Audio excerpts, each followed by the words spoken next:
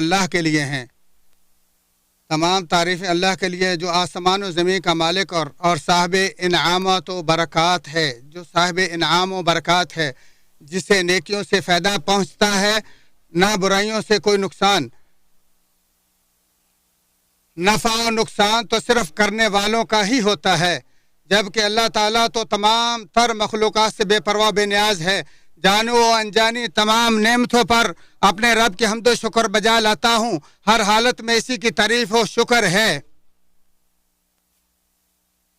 میں گواہی دیتا ہوں کہ اللہ وحدہ لا شریک کے علاوہ کوئی سچا معبود نہیں، وہ خوبصورت نام و عظیم الشان صفات کا مالک ہے، اور میں گواہی دیتا ہوں کہ ہمارے نبی و سردار محمد صلی اللہ علیہ وسلم اس کے بندے اور رسول ہیں، جو براہین و معجزات سے تائید یافتہ ہیں۔ اے اللہ، اپنے نبی صلی اللہ علیہ وآلہ وسلم اور بندے پر سلام، تو تمام صحاب پر صلاۃ و سلام اور برکتیں نازل فرما۔ حمد و ثنا کے بعد اے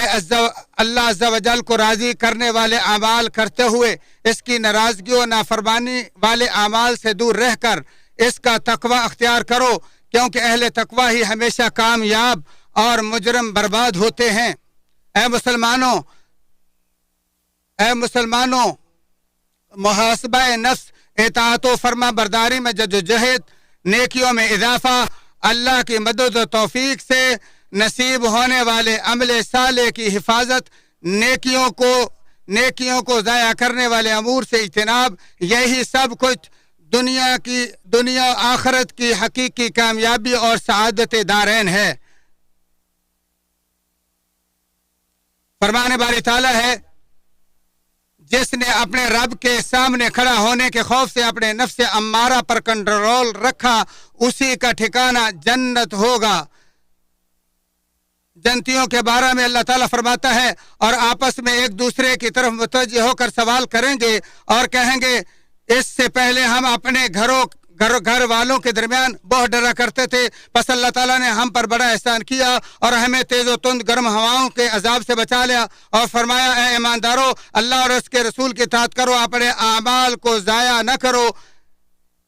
اللہ کے اس فرمان کے ہر شخص کو چیک کر لینا چاہیے، اس نے کل قیامت کے لیے کیا پونجی جمع کی ہے، کہ تفسیر میں ابن کثیر رحمہ اللہ فرماتے ہیں، تمہارا حساب شروع ہونے سے پہلے بذات خود اپنا محاسبہ کر لو اور چیک کر لو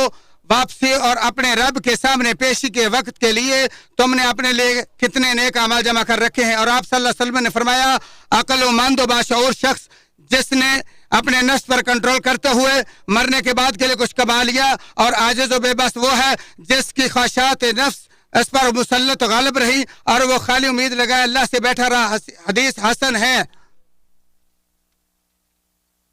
ماضی، حال اور مستقبل، یعنی ہر وقت تمام گناہوں سے توبہ کرنا، نیکیوں میں اضافہ اور عمل صالح کی حفاظت ہی محاسبہ نفس ہے، جبکہ خواہشات نفس کی پیروی، محرمات کا ارتکاب، نیکیوں کا چھوڑنا اور عمل صالح کو ضائع کرنے والی چیزوں کے قریب جانا، یہی بدبختی، خسارہ اور ذلت و رسوائی ہے۔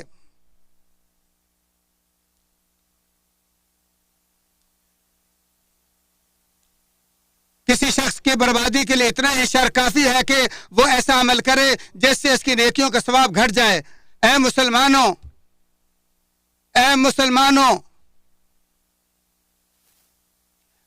تم دیکھ رہے ہو کہ کس طرح شب و روز دھڑا دھڑ گزر رہے ہیں اور سال خالی و فارغ ہی جا رہے ہیں۔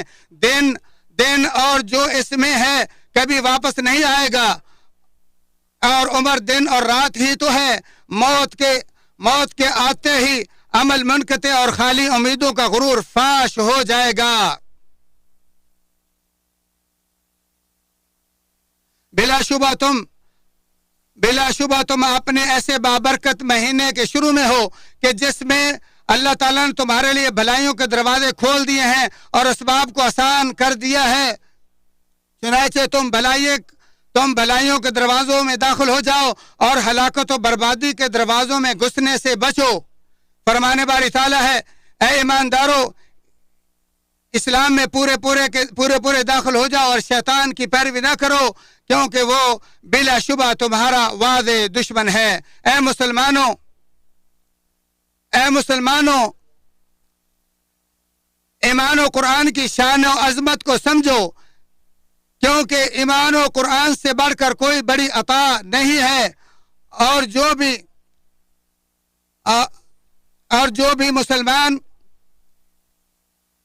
بھی مسلمان بحالت ایمان اللہ سے اجر و ثواب کی امید سے روزہ رکھتا ہے، وہ ایمان اور برکات قرآن کو پا لیتا ہے۔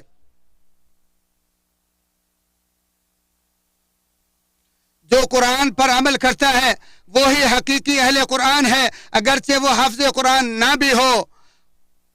اور جو عمل نہ کرے وہ اہل قرآن نہیں ہو سکتا، بھلے وہ حافظ قرآن ہی کیوں نہ ہو۔ قرآن کا ہدایت عموم خصوصی رحمت اور باوقار زندگی کے ساتھ رمضان میں نازل ہونا، یہی امت کا سب سے پہلا انعام ہے۔ ماہ نظام نزول قرآن خیر و برکت، اصلاح زندگی اور آخرت کے اعلی درجات میں کامیابی کی بنیاد ہے، نیز روشنیوں کا منبع، جہالت و گمراہی اور اندھیروں کی دوری کا باعث ہے۔ فرمان باری تعالیٰ ہے، اور اسی طرح ہم نے اپنے حکم سے آپ کی طرف روح یعنی قرآن کو اتارا۔ آپ اس سے پہلے یہ بھی نہیں جانتے تھے کہ کتاب اور ایمان کیا چیز ہے، لیکن ہم نے اسے نور بنایا اور اس کے ذریعے اپنے بندوں میں سے جسے چاہتے ہدایت دیتے ہیں۔ بے شک آپ راہ راست کی طرف رہنمائی کر رہے ہیں۔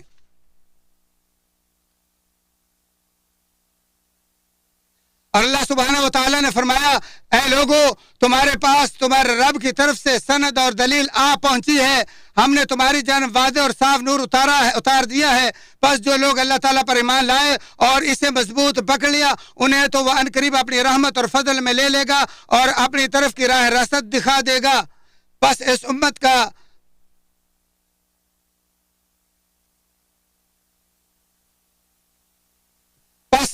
کا سب سے پہلا یا دنیا کا سب سے آخری شخص جب اس قرآن پر ایمان لایا تو اس نے قرآن کے عام و تمام اور ایمان کے خصوصی انعام کا شکریہ ادا کیا، اور جو قرآن پر ایمان نہ لایا اس نے تمام انعامات کی ناشکری کی ہے اور جہنم کے دائمی عذاب سے دوچار ہوا۔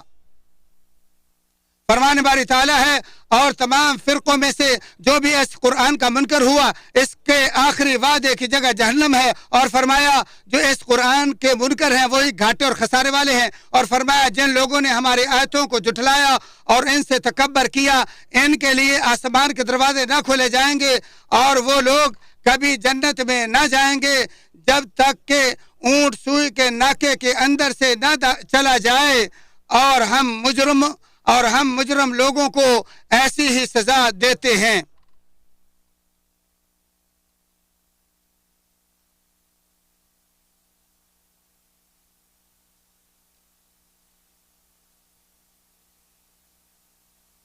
اللہ تعالیٰ نے ہر چیز پر محیط اپنے علم و حکمت اور ہمارے ساتھ مہربانی کی وجہ سے ہم پر رمضان مبارک کے روزے فرض کیے ہیں۔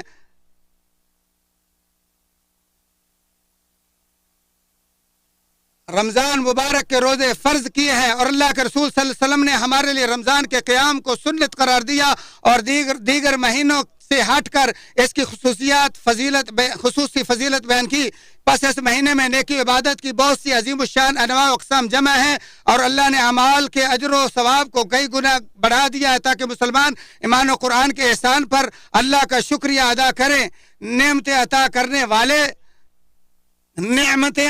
کرنے والے اللہ جل وعلا کا شکریہ ادا کرنا بہت ضروری ہے،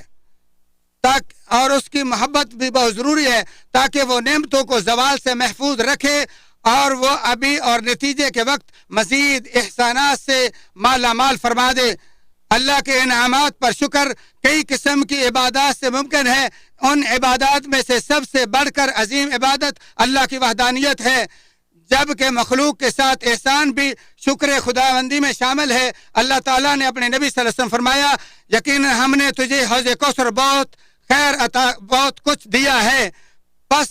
تو اپنے رب کے لیے نماز پڑھ اور قربانی کر۔ الکوثر سے مراد اس قدر زیادہ خیر ہے کہ جس کا علم سوائے اللہ کے کسی کو نہیں، اور اسی سے جنت کی نہر کوثر ہے۔ چنانچہ اللہ تعالیٰ نے ہمارے نبی صلی اللہ علیہ وسلم کی رہنمائی فرمائی کہ وہ قسم کی عبادات سے اللہ کا شکر بجا لائیں اور کئی قسم کے احسانات اور نفع کے ذریعے مخلوق کے ساتھ حسن سلوک کریں۔ لہذا ہمارے سردار جناب محمد صلی اللہ علیہ وسلم نے ان تمام مقامات پر اللہ کے حکم کی تعمیل کا حق ادا کر دیا۔ بس اللہ تعالیٰ ہم امت کی طرف سے ہمارے نبی محمد صلی اللہ علیہ وسلم کو سب سے افضل اجر دے، جزا دے۔ یقیناً آپ صلی اللہ علیہ وسلم نے پیغام پہنچا کر امانت ادا کر کے امت کی خیر خواہی فرما دی ہے۔ اللہ تعالیٰ نے اپنے نبی موسیٰ علیہ السلام سے فرمایا، جو کچھ میں نے تجھے دیا ہے وہ لے لو اور شکر ادا کرو، اور فرمایا اے آل داؤد اس کے شکریہ میں نیک عمل کرو، میرے بندوں میں شکر گزار بندے کم ہی ہوتے ہیں۔ بعض مفسرین نے لکھا ہے، کوئی گھڑی ایسی نہیں گزری کہ جس میں آل داؤد کا کوئی فرد رکوع یا سجدے میں نہ ہو۔ اللہ تعالیٰ نے جب مریم علیہ السلام پر اپنی نعمت کا تذکرہ فرمایا تو اسے حکم دیا وہ شکر ادا کرے، چنانچہ فرمایا اے مریم تو اپنے رب کی اطاعت کر اور سجدہ کر اور رکوع کرنے والوں کے ساتھ۔ اور اللہ تعالیٰ نے صحابہ کو سب سے افضل امت کہتے ہوئے فرمایا، محمد صلی اللہ علیہ وسلم اور ان کے ساتھی کفار کے لیے انتہائی شدید اور آپس میں نہایت مہربان ہیں اور سجدوں میں اپنے رب کی خوشنودی فضل ڈھونڈتے دکھائی دیتے ہیں۔ بس رمضان وغیرہ کی تمام تر عبادات ایمان و قرآن جیسے انعامات پر اللہ کا شکر ہے۔ رمضان میں روزوں کی بدولت صفات خیر کی قوت اور کشش شر کی کمزوری کی وجہ سے قرآن کی عظیم تاثیر روح پر غالب رہتی ہے اور شیطانی تسلط کمزور پڑ جاتا ہے۔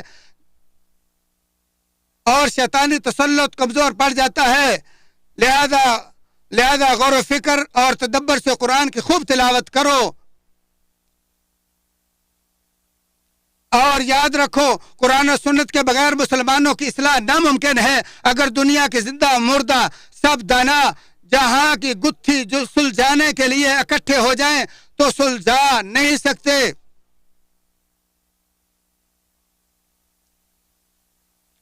لیکن قرآن نے ہر مشکل و دشواری کا راستہ واضح کر دیا ہے۔